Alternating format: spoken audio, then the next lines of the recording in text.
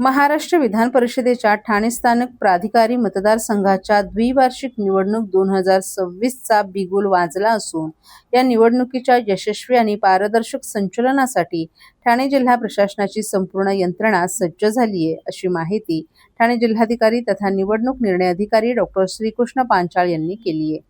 निवडणुकीचा अधिकृत कार्यक्रम जाहीर झाल्यानंतर जिल्हाधिकारी डॉ. पांचाळ यांच्या अध्यक्षतेखाली ठाणे आणि पालघर जिल्ह्यातील प्रमुख राजकीय पक्षांची एक अत्यंत महत्त्वाची बैठक जिल्हाधिकारी कार्यालयातील समिती सभागृहात पार पडली.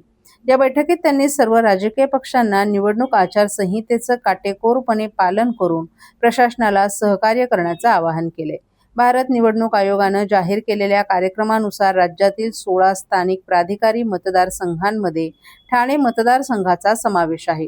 या संपूर्ण निवडणूक प्रक्रियेवर जिल्हाधिकारी डॉ. श्रीकृष्ण पांचाळ हे मुख्य निवडणूक निर्णय अधिकारी म्हणून स्वतः लक्ष ठेवून असून त्यांच्या मार्गदर्शनाखाली निवासी उपजिल्हाधिकारी डॉ. संदीप माने हे सहाय्यक निवडणूक निर्णय अधिकारी म्हणून जबाबदारी सांभाळतायत. राजकीय पक्षांच्या बैठकीत माहिती देताना जिल्हाधिकारी डॉ. श्रीकृष्ण पांचाळ यांनी निवडणुकीच्या कायदेशीर टप्प्यांची आणि अधिकृत वेळापत्रकाची सविस्तर घोषणा केली आहे. त्यानुसार 25 मे या निवडणुकीची रीतसर अधिसूचना प्रसिद्ध केली जाणार असून त्यानंतर खऱ्या अर्थानं निवडणूक प्रक्रियेला गती येईल. इच्छुक उमेदवारांना 1 जूनपर्यंत आपलं नामनिर्देशन पत्र म्हणजेच उमेदवारी अर्ज सादर करता येईल. दाखल झालेल्या उमेदवाराच्या अर्जांची छाननी 2 जून रोजी केली जाणार आहे, तर उमेदवारी अर्ज मागे घेण्याची 4 जून ही अंतिम तारीख निश्चित करण्यात आली आहे. यानंतर 18 जून रोजी सकाळी 8 ते दुपारी 4 वाजेपर्यंत प्रत्यक्ष मतदान प्रक्रिया पार पडणार असून 22 जून रोजी मतमोजणी होऊन निकाल जाहीर केला जाणार आहे. निवडणूक आयोगाच्या निर्देशानुसार 25 जूनपर्यंत ही संपूर्ण निवडणूक प्रक्रिया पूर्ण केली जाणार असल्याचं जिल्हाधिकाऱ्यांनी स्पष्ट केलंय. मतदारसंघांच्या भौगोलिक आणि राजकीय रचनेबाबत माहिती देताना जिल्हाधिकारी डॉ. पांचाळ यांनी ठाणे स्थानिक प्राधिकारी मतदारसंघात ठाणे आणि पालघर जिल्ह्यातील एकूण 20 स्थानिक स्वराज्य संस्थांचा समावेश होतो. या निवडणुकीत दोन्ही जिल्ह्यातील एकूण 1064 मतदार आपल्या मतदानाचा हक्क बजावणार असून यामध्ये विविध महानगरपालिका, नगर परिषदा आणि नगरपंचायतींचे थेट निवडलेले नगराध्यक्ष, निवडून आलेले लोकप्रतिनिधी तसंच स्वीकृत नगरसेवकांचा समावेश असल्याचं त्यांनी सांगितलं.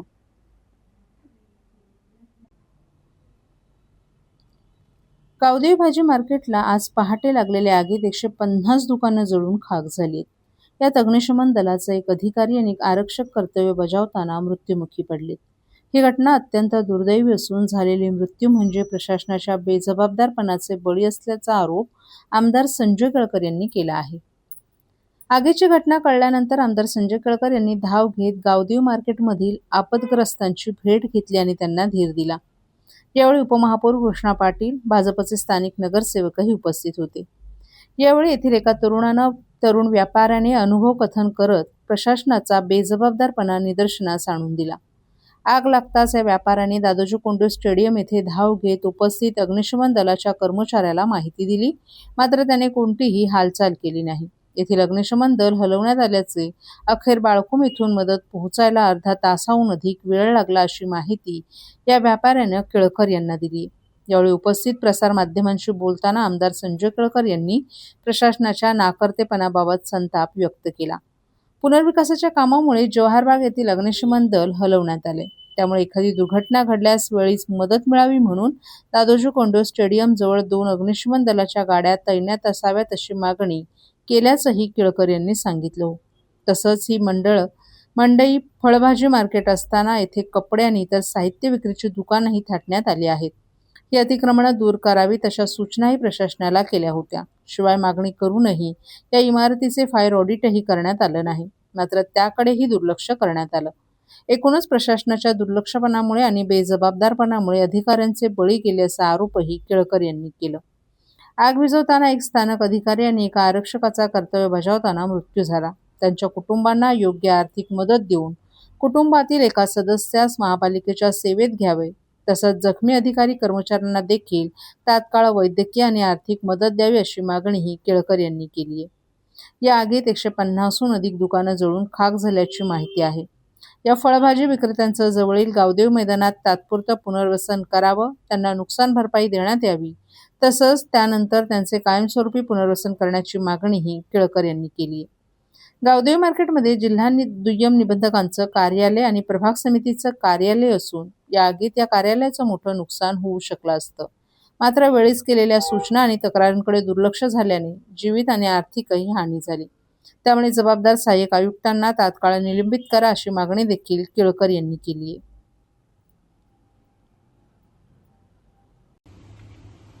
गावदेवी मार्केटला जी आग लागली ही अत्यंत दुर्दैवी पण आहे आणि अतिशय क्लेशदायक आहे, दुःखदायक आहे. ही 2 जवान, एक सिक्युरिटी आणि अग्निशमन दलाचे या ठिकाणी या आगीमध्ये आग विझवताना आणि प्राण वाचवताना हे दोघांना आपलं जीव द्यायला लागला, त्यांचा निधन झालं. खरं म्हणजे या गावदेवी मार्केटमध्ये अनेक वेळेला आता हे कोण जबाबदार आहे याला, ही अक्षम्य दिरंगाई केली यांनी, बेजबाबदारपणा अधिकाऱ्यांचा आहे. ह्या सिस्टीमच्यामुळे हे बळी गेलेले आहेत. या सिस्टीमच्यामुळे ही 150 दुकानं जी आहेत ती जळून खाक झालेली आहेत. या ठिकाणी फायर ऑडिट नाही.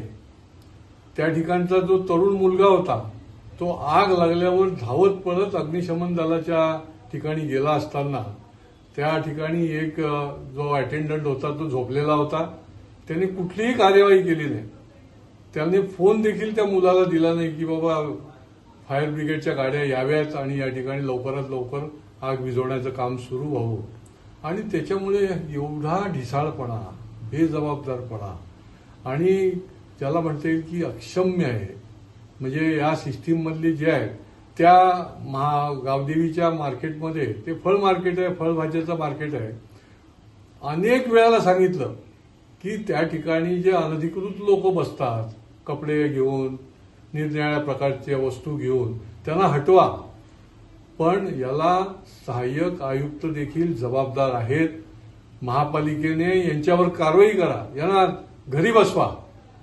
माणसं गेल्यानंतर तुम्ही धावत पळत येता आग विझवायला, पण ती जाण्याच्या आधी, आग लागण्याच्या आधी ज्या काही प्रिकॉशन्स ठेवायला पाहिजेत, बाळगायला पाहिजे होत्या, ज्या कारवाया करायला पाहिजे होत्या, ते बेजबाबदारीने तुम्ही दुर्लक्ष केलं. आणि त्याच्यामुळे त्यांच्यावर देखील त्याला घरी बसवा, त्यांच्या निलंबनाची कार्यवाही करा. आणि जे मृत झाले त्यांच्या घरच्यांपैकी त्यांना नुकसान भरपाई तर द्याच कुटुंबाला, परंतु त्यांच्या घरच्यांपैकी त्या ठिकाणी नोकरीत सामावून घेण्याचं काम करा.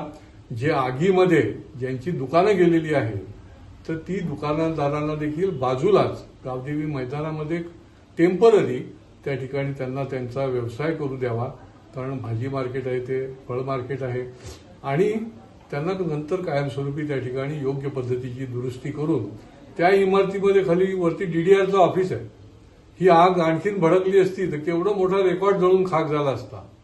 कारण रात्रीची वेळ होती आणि त्याच्यामुळे याच्यामध्ये महापालिकेने खूप पुढच्या काळासाठी काळजी घ्यायला पाहिजे.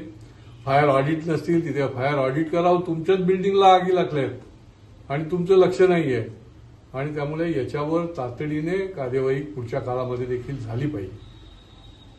सर्व नागरिकांना आवाहन करण्यात येत आहे की सध्या डासांमार्फत पसरणाऱ्या डेंग्यू या आजाराचा प्रसार रोखण्यासाठी प्रत्येकाने पुढील प्रमाणे कार्यवाही करावी. डेंग्यू आजार एडिस इजिप्ती हा डास चावल्याने होतो. या डासांची पैदास साचलेल्या किंवा साचवलेल्या स्वच्छ पाण्यामध्ये होते. 8 दिवसांपेक्षा जास्त दिवस पाणी उघडे व साचून राहिल्यास त्यात डास अंडी घालतात. अंड्यांच्या अळ्या तयार होऊन पुढे डास तयार होतात.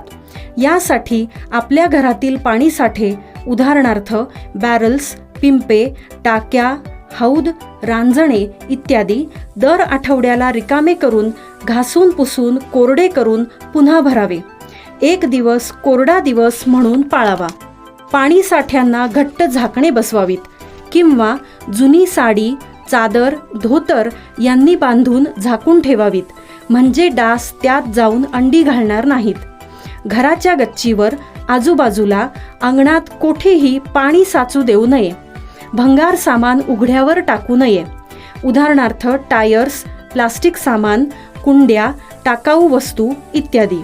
अशा सामानात पावसाचे पाणी साठून त्यात डेंग्यूच्या डासांची पैदास होते. घरातील कूलर्स, फ्रीजच्या पाठीमागील ट्रे हे देखील वेळोवेळी कोरडे करावेत. लक्षात ठेवा, नुसत्या फवारणीने डास घनता कमी होत नाही, तर त्यासाठी डास पैदास ठिकाणे नष्ट करणे ही आपल्या सर्वांची जबाबदारी आहे. कोणताही ताप अंगावर न काढता जवळच्या शासकीय रुग्णालयात मोफत औषधोपचार घ्या. अशा प्रकारे नागरिकांनी सहकार्य केल्यास डेंग्यूचा प्रसार रोखणे सहज शक्य आहे.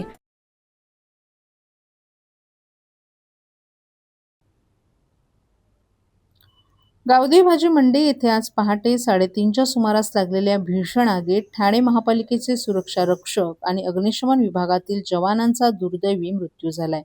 या घटनेच्या पार्श्वभूमीवर उपमुख्यमंत्री एकनाथ शिंदे यांनी दिलेल्या सूचनेनुसार महापौर शर्मिला पिंपळकर, खासदार नरेश म्हस्के आणि आयुक्त सौरभ राव यांची एकत्रित बैठक झाली. या बैठकीत दुर्घटनेत मृत्युमुखी झालेल्या सुरक्षा रक्षक काळू शंकर गाडेकर आणि अग्निशमन दलातील स्थानक अधिकारी सागर सूर्यकांत शिंदे यांच्या कुटुंबियांना 10 लाखांची, तर जखमी झालेले सुजित पष्टे, समीर जाधव यांच्या कुटुंबियांना 1 लाखांची तातडीची मदत, तसंच मृतांच्या कुटुंबियांना शासकीय नियमानुसार अनुकंपा तत्वावर महापालिकेच्या सेवेत सामावून घेण्याचा आणि मंडईतील 155 गाळेधारकांचं 1 जूनपर्यंत त्याच ठिकाणी पुनर्वसन करण्याचा सर्वानुमते निर्णय या बैठकीत घेण्यात आला. या घटनेत जखमी झालेले सुजित पाष्टे आणि समीर जाधव या दोघांनाही उपचारासाठी छत्रपती शिवाजी महाराज रुग्णालय कळवा येथे दाखल करण्यात आलं असून त्यांची प्रकृती स्थिर असल्याचं डॉक्टरांनी सांगितलं. या घटनेत मृत झालेले सुरक्षारक्षक काळू गाडेकर यांच्या पश्चात पत्नी, 2 मुलं असा परिवार आहे, तर स्थानक अधिकारी सागर शिंदे यांच्या पश्चात आई, पत्नी आणि 2 महिन्यांची मुलगी असा परिवार आहे. गावदेवी भाजी मार्केट येथील 155 गाळेधारक बाधित झाले असून या गाळेधारकांचं त्याच ठिकाणी 1 जून रोजी स्थलांतर करण्यात येणार आहे. सद्यस्थितीत गावदेवी भाजी मंडी येथे साफसफाईचं काम सुरू असून त्यानंतर या इमारतीचं स्ट्रक्चर ऑडिट तसंच फायर ऑडिट करण्यात येणार आहे. रंगरंगोटी आणि विद्युतची सर्व कामं पूर्ण झाल्यानंतर या गाळेधारकांचं त्याच ठिकाणी स्थलांतर करणं, अशा घटना पुन्हा घडू नयेत या दृष्टीनं उपाययोजना करणं, तसंच आपत्कालीन अग्निशमन विभाग या ठिकाणी काम करणाऱ्या कर्मचाऱ्यांच्या विमा संरक्षणाच्या रकमेत वाढ करणं आदी निर्णयही आज झालेल्या बैठकीत सर्वानुमते घेण्यात आले. तसंच नुकसान झालेल्या ठिकाणाचे पंचनामे करून जे काही नुकसान झाले त्याची नुकसान भरपाई देण्याबाबतही या बैठकीत चर्चा करण्यात आली.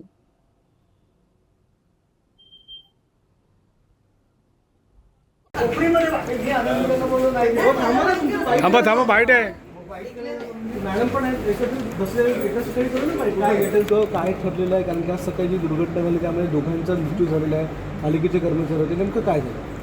खरं तर आज पहाटे गावदेवी भाजी मार्केट येथे इथे आग लागली मोठ्या प्रमाणात आणि आपले 2 जवान तिथे खरं तर जखमी झाले, मृत्युमुखी पडले आहेत. आणि मला वाटतं आज आयुक्त दालनात मीटिंग झाली. आपले खासदार साहेब नरेशजी म्हस्के साहेब आणि सर्व स्थानिक नगरसेवक, मी महापौर, उपमहापौर आम्ही उपस्थित होतो. आणि या बैठकीत असा निर्णय झाला की ज्यांचा मृत्यू झाला आहे तर त्यांना प्रत्येकी दोघांनाही 10 लाख देण्याचे ठरलं आहे आणि जे जखमी आहेत त्यांनाही प्रत्येकी 1-1 लाख रुपये देण्याचे ठरलेले आहे. भविष्यात अशा घटना होऊ नये यासाठी काय नेमकी पावले उचलणार आहे? मला वाटतं आता असे बैठकीत असं आम्ही हे केलं आहे की तिथे ऑडिट करायची, आपल्याला ऑडिट करून ज्या काही आपल्याला सुविधा तिथे उपलब्ध करायच्या आहेत ते चांगल्या पद्धतीने या येत्या 10 दिवसामध्ये पूर्ण करून आपण पूर्ववत सगळं यंत्रणा चालू करण्यात येईल. तर तिथे पालिकेचं वरती प्रभाग कार्यालय देखील होतं, प्रभाग समितीचं, त्या ठिकाणी काही नुकसान झाले? कारण की तिकडे महत्त्वाची कागदपत्रं होती.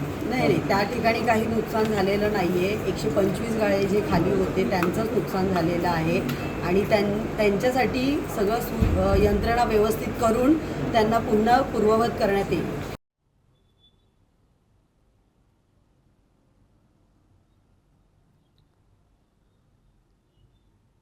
ठाण्यातील भाजी मंडई परिसरात आज पहाटे 3च्या सुमारास भीषण आग लागल्याची घटना घडली असून या दुर्घटनेत मोठं नुकसान झाले.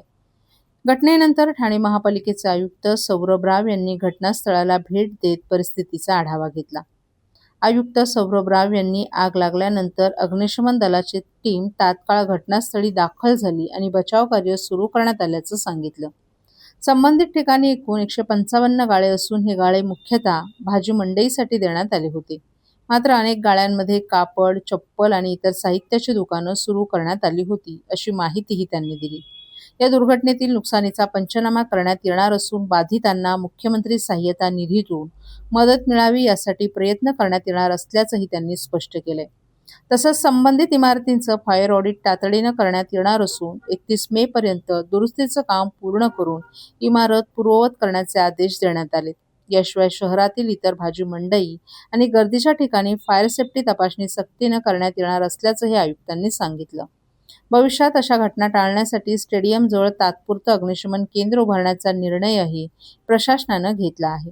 दरम्यान या आगीत मृत्यू झालेल्यांच्या कुटुंबियांना प्रत्येकी 10 लाख रुपयांची मदत तसंच कुटुंबातील एका सदस्याला नोकरी देण्याची घोषणा करण्यात आली आहे. जखमी नागरिकांनाही आर्थिक मदत दिली जाणार असल्याची माहिती प्रशासनाकडून देण्यात आली आहे. हा बिलकुल जे जाहीर झालेली आहे आणि माननीय महापौरने बहुतेक बाईट दिलेली असेल त्याच्या अनुषंगाने. की अमाऊंट किती ठरलंय? त्यांनी 10 लाख सांगितलं. तर त्यांनी सांगितला 10 लाख तर 10 लाखच असेल, त्याच्याबद्दल अजिबात डाऊटचा विषय नाही आहे.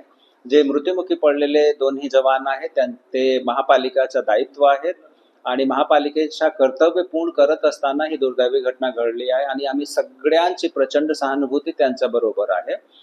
त्यांचे फॅमिलीला इमिडिएटली आधार मिळेल याच्यासाठी महापालिकेने 10 लाख प्रत्येक कुटुंबाला एक मदत म्हणून जाहीर केला. जी छोटी रक्कम आहे परंतु थोडा आधार मिळेल त्यांना. त्याच्या व्यतिरिक्त जे इन्शुरन्स त्यांचा आहे त्याचा लगेच लाभ भेटला पाहिजे त्याची खात्री कॉर्पोरेशन करणार आहे. याच्या व्यतिरिक्त माननीय मुख्यमंत्री सहायता निधीतून त्यांना लाभ मिळण्यासाठी आम्ही प्रस्ताव दाखल करणार 2 दिवसात पोस्टमॉर्टम वगैरे झाल्यानंतर.